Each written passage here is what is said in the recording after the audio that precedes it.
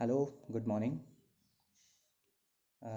आज का जो सेशन है इसमें हम बात करेंगे योग द्वारा कोरोना नियंत्रण की हम बात करेंगे, क्योंकि आज एक महामारी के रूप में सिर्फ हमारे देश में ही नहीं बल्कि पूरे विश्व स्तर पे कोरोना ने बहुत तांडव मचा रखा है, जिससे पूरा जनमानस जो है पूरी तरीके से प्रभावित हो गया है। इसलिए आज इस टॉपिक पे हम बात करेंगे कि योग में ऐसी कौन कौन सी प्रक्रियाएं हैं जिनके द्वारा हम इस कोरोना जैसी महामारी से निजात पा सकें। तो सबसे पहले हम बात करेंगे कोविड-19, इसका इंट्रोडक्शन क्या है।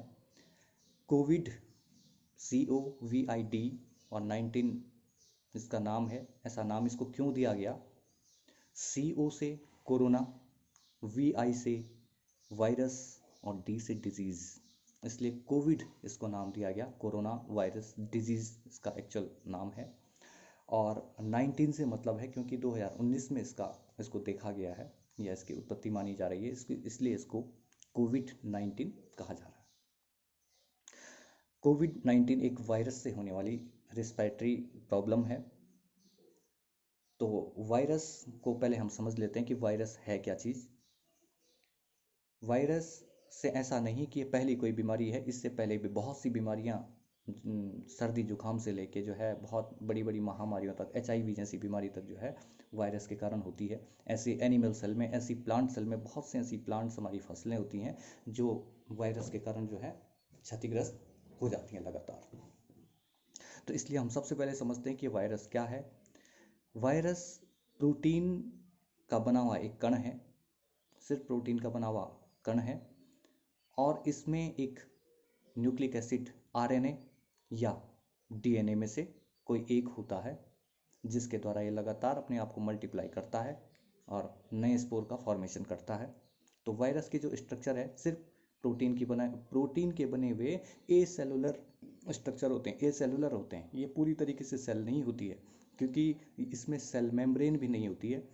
जैसे अगर हम बैक्टीरियाज की बात करें या बाकी माइक्रोब्स की बात हम करते हैं तो उनमें सेल मेम्ब्रेन होती है, एक थिन सी सेल मेम्ब्रेन होती है, जिसके कारण वो अपने आप को अलग दिखते हैं। लेकिन ये जो वायरस हैं, इस वायरस में सेल मेम्ब्रेन नहीं होती है। इसमें सिर्फ प्रोटीन का एक कण होता है और उसमें DNA या RNA में से कोई एक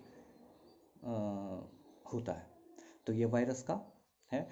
और दूसरा, वायरस की जो सबसे बड़ी खासियत है, ये लिविंग और नॉन लिविंग थिंग्स के बीच का एक कनेक्शन है। इसको कहते हैं ब्रिज बिटवीन लिविंग और नॉन लिविंग थिंग्स।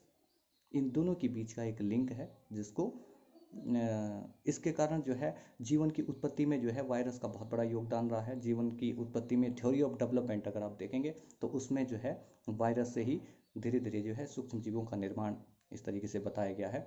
सबसे पहले ल्यूवेन हॉक ने जो है वायरस को खोजा था इस तरीके से। तो ये वायरस जो है लिविंग और नॉन लिविंग थिंग्स के बीच का कनेक्शन होता है। ऐसा इसलिए इसको कहा जाता है कि जैसे ही कोई वायरस किसी नॉन लिविंग सरफेस पे जाता है तो वो नॉन एक्टिव हो जाता है और कुछ समय के बाद जो है ख़त्म हो जाता है। लेकिन वही वायरस यदि किसी लिविंग सेल के अंदर एंटर कर जाता है किसी तरीके से, तो वो वहाँ पर अपना पूरा जो लाइफ साइकिल है, उसका जो मल्टीप्लिकेशन है, उसको पूर्ण करना शुरू कर देता है। यानी कि लिविंग थिंग्स में वो एक्टिव हो जाता है और नॉन लिविंग थिंग्स में वो नॉन एक्टिव रहता है। तो इसलिए जो है इसको जीवित और अजीवित जीवों के बीच का एक कनेक्शन माना जाता है। तो ये वायरस से संबंधित थी। अब हम आते हैं कोरोना वायरस पे। इसका नाम कोरोना, इस वायरस का नाम कोरोना क्यों है? कोरोना इसका नाम इसलिए है क्योंकि ये जो प्रोटीन की जो इसकी जो कण है, उसके बाहर से छोटे छोटे प्रोटीन के बने हुए स्पाइक देखे जा रहे हैं। उन स्पाइक के कारण इसका जो स्ट्रक्चर है उसमें क्राउन लाइक स्ट्रक्चर इसका दिख रहा है, इसलिए इसको कोरोना नाम दिया गया। क्राउन लाइक स्ट्रक्चर होने के कारण इसको जो है कोरोना नाम दिया गया। तो अब हम बात करते हैं इसका स्प्रेड कैसे हो रहा है, किस तरीके से ये फैल रहा है। इसका जो फैलाव के दो मुख्य कारण हैं, एक है डायरेक्ट स्प्रेड और दूसरा है इनडायरेक्ट स्प्रेड। डायरेक्ट स्प्रेड में क्या है, सपोज ये वायरस किसी व्यक्ति में है, मुझ में है, मेरे खांसने से और मेरे छींकने से वो जो है उसके स्पोर पूरी तरीके से बाहर निकल रहे हैं, और मेरे सामने जो भी व्यक्ति खड़ा है उस व्यक्ति में उसका, अगर उस व्यक्ति कोई मेरे 1 मीटर के दायरे में कोई व्यक्ति है तो डायरेक्ट उसके रिस्पिरेटरी सिस्टम में जाकर वो जो है उसमें भी फैल जा रहा है।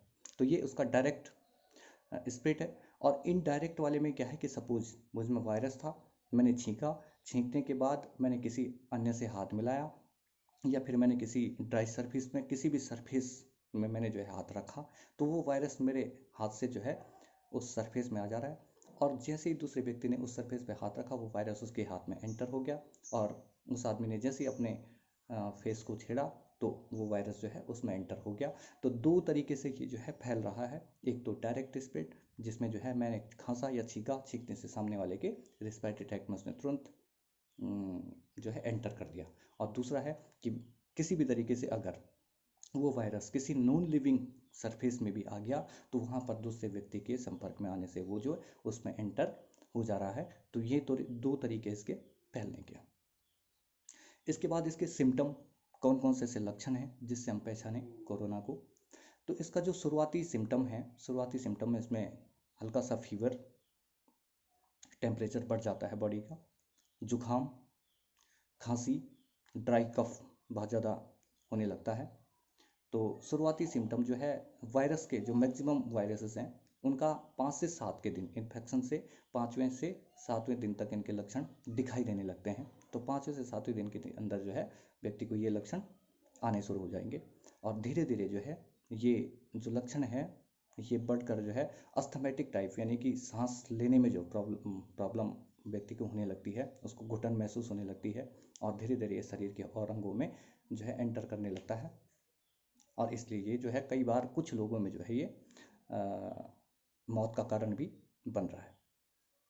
तो ये इसके मुख्य लक्षण हैं। शुरुआती लक्षण जुकाम खांसी से सामान्य फीवर, सामान्य फ्लू जैसा हमको लगेगा शुरुआत में, लेकिन बाद में जो है सांस लेने में जो है लोगों को समस्या होने लग रही, समस्या उत्पन्न होने लग आ रही है इसके कारण।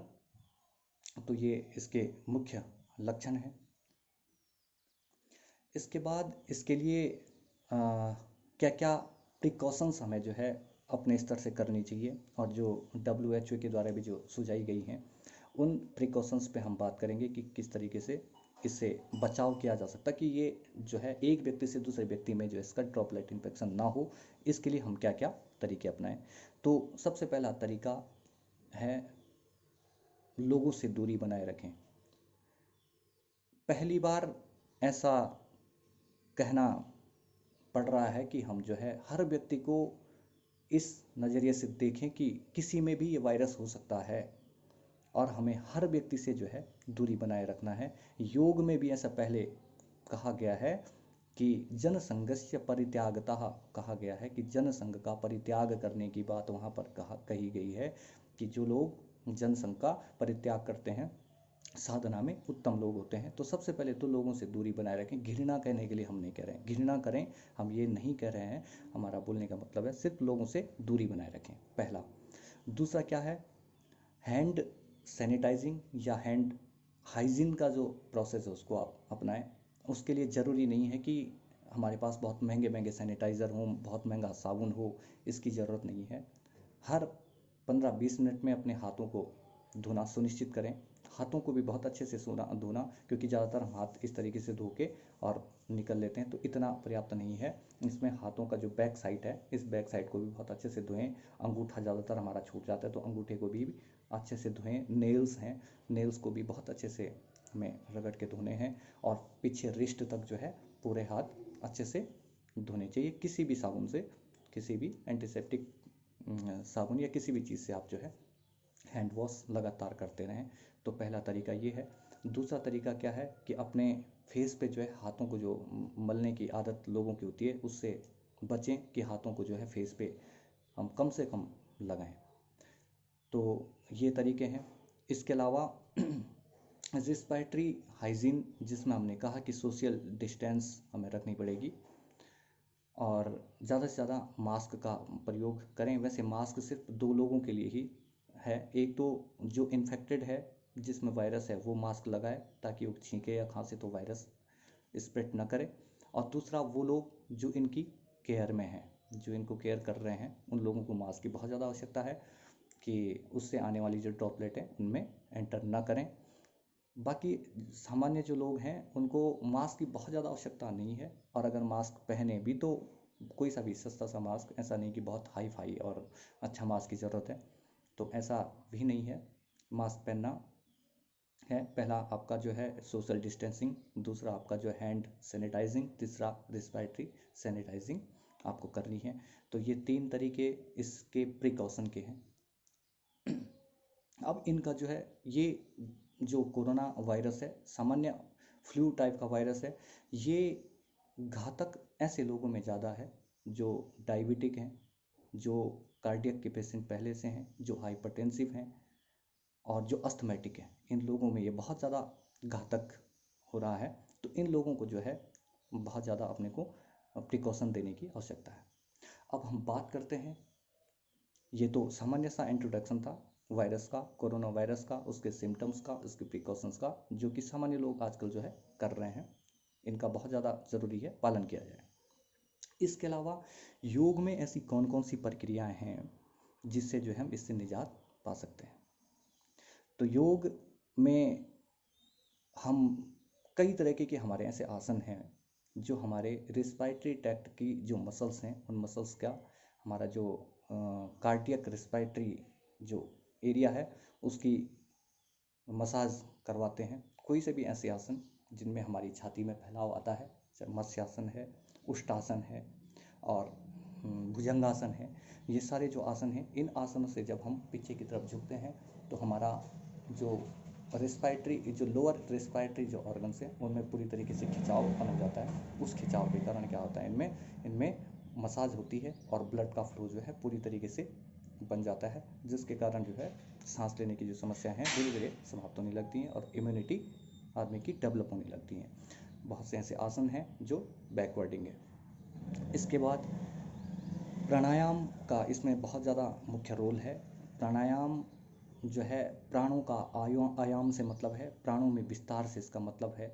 प्राण का मतलब ऑक्सीजन से है, प्राण का मतलब वायु से है, ऐसी वायु जो हमारे अंदर सारी प्रक्रियाओं का संचालन करती है, तो उसके आयाम से इसका मतलब है। तो टोटल 10 प्रकार के प्राणायाम जो है हठ योग में बताए गए हैं। इनमें से कुछ मुख्य प्राणायाम जिनको लगातार करने से कोरोना जैसी समस्या से निजात पाया जा सकता है, उनमें सबसे पहला तो जो है अनुलोम विलोम प्राणायाम है। अनुलोम विलोम प्राणायाम, या इससे पहले जो है हमें ब्रीथिंग एक्सरसाइज करनी चाहिए। ब्रीथिंग एक्सरसाइज में हमें सिर्फ किसी भी शांत स्थान में खुले मौसम में बैठ के जो है सांसों को दोनों नोस्ट्रिल से इन और आउट हम कर सकते हैं। इस तरीके से हम सांस लेंगे तो हमारा पूरा जो एरिया है ये फैल जाएगा। कुछ देर रोकने का प्रयास करें और फिर उसके बाद जो है स्लोली सांसों को बाहर छोड़ दें। तो इससे क्या होगा कि जो एक तो प्योर ऑक्सीजन मैक्सिमम हमारे अंदर जाएगी, वो ऑक्सीजन जब अंदर जाएगी तो मैक्सिमम सेल तक जो है, लास्ट सेल तक जो है ऑक्सीजन पहुंच पाएगी। तो एक तो ये वाली हम एक्सरसाइज करें। इस एक्सरसाइज से हमारा जो लंग्स कैपेबिलिटी है वो इंक्रीज़ होगी, क्योंकि जो हम सामान्य सांसें लेते हैं उस समय हम जो है, जो हमारा लंग्स है वो पूरी तरीके से जो है फूल नहीं पाता है, जो उसकी कैपेसिटी है उतनी ऑक्सीजन हम उसको नहीं दे पाते हैं। तो उसके कारण जो हमारे लंग्स जो हैं वो नॉन एक्टिव हो रखे हैं। और एक तो ये प्रक्रिया ब्रीथिंग एक्सरसाइज हम लगातार करें, बहुत तेज़ी से भी कर सकते हैं। सांस ली, सांस छोड़ी, सांस ली, सांस छोड़ी। इसमें हम जो है कुंभक भी लगा सकते हैं। सांस लिया और कुछ देर के लिए जो है इसमें रोक दिया, उसको अंदर ही रोकने से जो है पूरा मेटाबॉलिक प्रोसेस लगातार चलेगा और मेटाबॉलिक प्रोसेस चलने के बाद जो है जो पॉइजनस सब्सटेंसेस हैं वो बाहर निकलेंगे। तो एक तो ये है। दूसरा अनुलोम विलोम प्राणायाम है। अनुलोम विलोम प्राणायाम में हम जो है हाथ की इस तरीके से मुद्रा हम देते हैं। इससे हम क्या करते हैं, हाथ इस तरीके से रखते हैं और लेफ्ट नोस्ट्रिल से हम सांस लेते हैं, स्लोली सांस भरते हैं, राइट से जो है हम स्लोली उसको छोड़ देते हैं। उसके बाद हम राइट से स्लोली इनहेल करेंगे और लेफ्ट से छोड़ देंगे। तो इससे क्या होगा कि हम दोनों तरफ से जो है सांसें जो भरेंगे उससे हमारी लंग्स कैपेबिलिटी बढ़ेगी, मैक्सिमम ऑक्सीजन हमारे अंदर जाएगा। तो शुरुआत में जो है सिंपल सा बिना कुंभक के हम ये कर सकते हैं और बाद में जब जो है प्रैक्टिस अच्छी हो जाती है तो कुंभक लगाने से जो है बॉडी में जो मेटाबॉलिक प्रोसेस हैं उन प्रोसेस को ज़्यादा से ज़्यादा मौका मिल जाता है। तो अनुलोम विलोम प्राणायाम भी हम कर सकते हैं। हाथ को इस तरीके से कुछ लोग करते हैं, तो ये गलत तरीका है। इसमें आप जो है इस तरीके से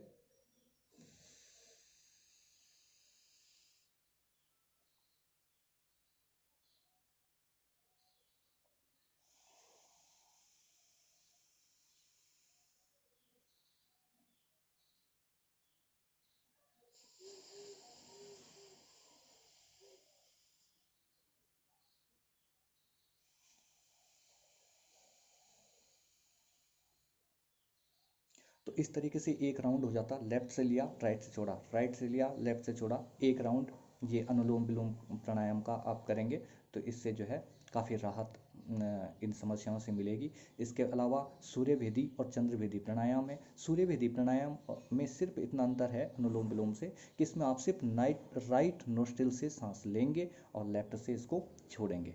हर बार राइट से लेंगे और लेफ्ट से छोड़ेंगे, तो ये सूर्यभेदी है।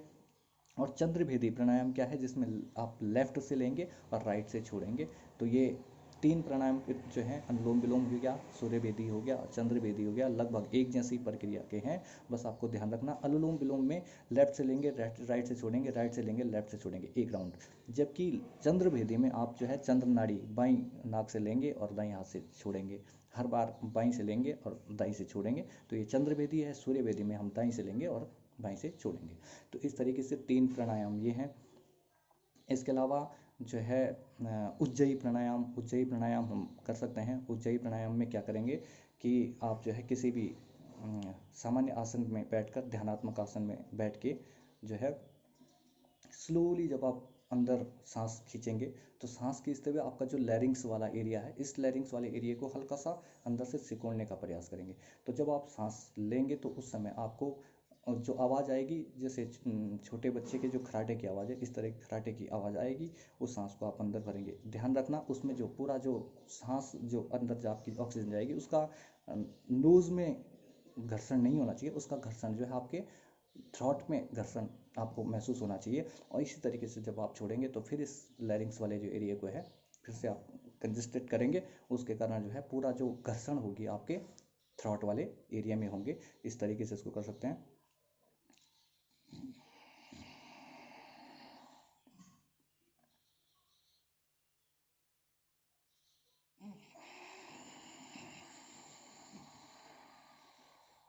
यानी जब आप सांस लेंगे और सांस छोड़ेंगे तो आपका जो थ्रॉट वाला जो एरिया है, इस एरिया को संकुचित कर देंगे। संकुचित करने से जो आवाज़ आएगी, खराटे मारने जैसी आवाज़ आएगी। अंदर जब आप लेंगे तो बच्चों के खराटे की आवाज़ आएगी, और जब आप बाहर छोड़ेंगे तो बड़ों के जो खराटे की जो आवाज़ आएगी। इस तरीके से इस प्राणायाम को कर सकते हैं। उज्जयी प्राणायाम है। इसके अलावा भ्रामरी प्राणायाम है। भ्रामरी प्राणायाम जो है इसमें बहुत ज़्यादा लाभदायक सिद्ध हो सकता है।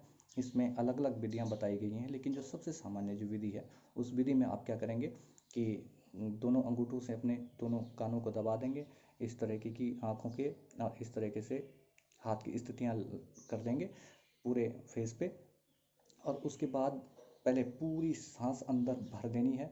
कुछ देर अगर चाहें तो कुंभक लगाएं, और शुरुआत में कुंभक लगाने की भी आवश्यकता नहीं है।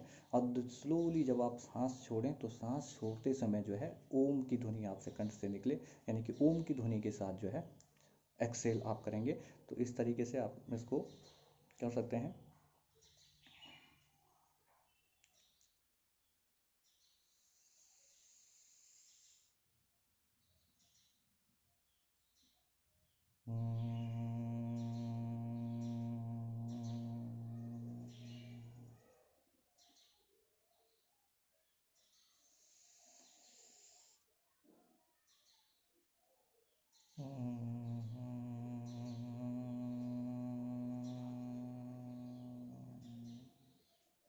इस तरीके की प्रैक्टिस आप लगातार करेंगे। इसमें सिर्फ आप क्या करेंगे कि सांस भरेंगे पूरी तरीके से, और सांस को ओम की ध्वनि के साथ जो है बाहर छोड़ेंगे। तो ये भ्रामरी प्राणायाम है। इसके अलावा कपालभाति प्राणायाम है। कपालभाति में आपको सिर्फ ये एक एक्सेलेशन का प्रोसेस है। इस प्रोसेस में आप क्या करेंगे, सिर्फ सांसों को छोड़ेंगे। आपका जो डायफ्राम के नीचे वाला जो एरिया है ये मूवमेंट करेगा बाहर और भीतर। सिर्फ एक्सेलेशन आपको करना है। इनहेलेशन के लिए आपको कोई प्रयास नहीं करना है, या स्वतः ही होने लगेगा। इस तरीके से किसी भी ध्यानात्मक आसन में बैठकर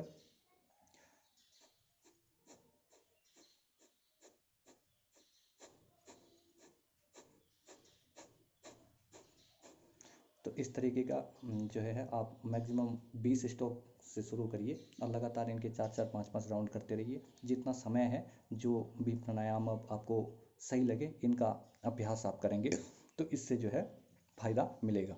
अब हम इसके फिजियोलॉजिकल एस्पेक्ट पे बात करते हैं कि जो भी प्राणायाम हमने बताए हैं, आप कोई सा भी प्राणायाम अगर करेंगे तो ये किस तरीके से काम करेगा, हम उस पर बात करेंगे। क्योंकि आजकल जो लाइफ स्टाइल है उसमें हमने शारीरिक प्रक्रियाओं को बहुत धीमा कर दिया है, जिसके कारण हमारी जो लंग्स कैपेबिलिटीज़ हैं, वो जो इसकी मैक्सिमम क्षमता सांस को, वायु को ग्रहण करने की है, हम उतना कर नहीं पा रहे हैं, जिसके कारण जो है हमारी जो लंग्स है उसका पूरा फैलाव नहीं हो पा रहा है, और फैलाव ना होने के कारण वो जो है लगातार संकुचित हो रहे हैं। अब संकुचन के कारण क्या है, उसकी जो सेल्स में जो खिंचाव, यानी कि उसकी जो एक्सरसाइज होनी चाहिए थी, वो एक्सरसाइज हो नहीं पा रही है। तो किसी भी वायरस के कारण जो है उसमें बहुत जल्दी इन्फेक्शन हो जा रहा है, क्योंकि उसमें जो है लड़ने की क्षमता खत्म हो जा रही है। तो कोई सा भी जब हम प्राणायाम करते हैं और उसको पूरी तरीके से अपने अंदर वायु को भरते हैं, तो उस वायु को भरने से जो है लंग्स में पूरा फैलाव आ जाता है। फैलाव आने के कारण जो है मैक्सिमम वायु अंदर जाती है, मैक्सिमम ऑक्सीजन का एक्सचेंज होता है, एल्बोलाइज मैक्सिमम ऑक्सीजन को ब्लड तक पहुंचाती हैं।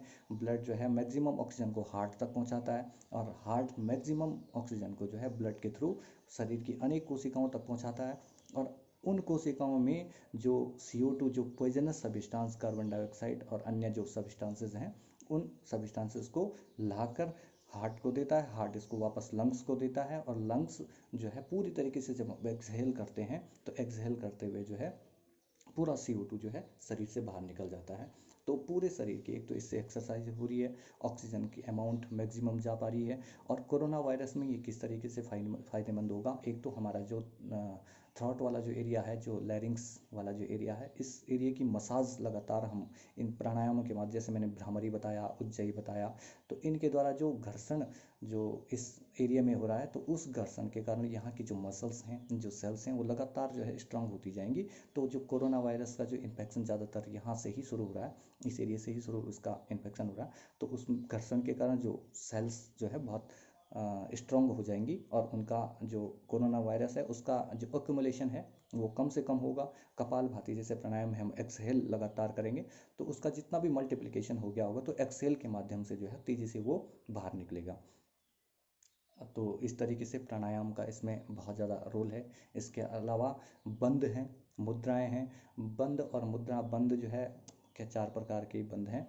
तो इनमें जो है जालंधर बंद सबसे मुख्य इस समय कोरोना के लिए है। जालंधर बंद में हम क्या करते हैं कि इस पूरे एरिया को दबाकर और कुछ देर के लिए सांसें रोक के इस तरीके से बैठ जाते हैं, तो उसके कारण भी जो है ये पूरे एरिया की जो है मसाज हो जाती है। तो इस मसाज से काफ़ी फ़ायदा रिस्पायरेटरी ट्रैक्ट को होता है। तो रिस्पायरेटरी सिस्टम जो हमारा है, उसका जो लोअर रिस्पायरेटरी, जहाँ पर इसका सबसे ज़्यादा इन्फेक्शन हो रहा है, लोअर रिस्पायरेटरी ऑर्गन्स में, उन ऑर्गन्स की जितनी ज़्यादा हम एक्सरसाइज करेंगे, वो किसी भी तरीके की एक्सरसाइज है, तो इससे कोरोना और अन्य जो भी फ्लू हैं, उन फ्लू में लाभ हमको मिलेगा। कपालभाति के लिए भी पहले बहुत से ग्रंथों में वर्णन हुआ कि कई प्रकार के कफ दोषों के निवारण के लिए घेरंड संहिता में जो है 60 क्रियाओं के अंतर्गत कपालभाति का वर्णन है। तो उसमें भी बताया गया है कि बहुत कई प्रकार के जो कफ दोष हैं, उन कफ दोषों के निवारण में कपालभाति का प्रयोग किया जाता है। और जो श्वसन तंत्र से संबंधित जो बीमारियां हैं, उनमें भ्रामरी और उज्जयी जैसे प्राणायाम का अभ्यास किया जाता है।